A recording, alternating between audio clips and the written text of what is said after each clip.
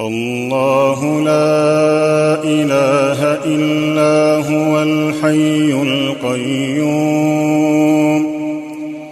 نزل عليك الكتاب بالحق مصدقا لما بين يديه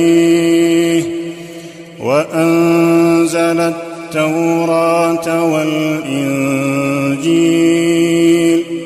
من قبل هدى للناس وأنزل الفرقان إن الذين كفروا بآيات الله لهم عذاب شديد والله عزيز ذو انتقام إن الله لا يخفى عليه شيء في الأرض ولا في السماء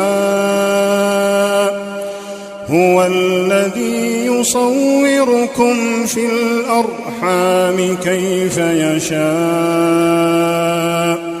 لا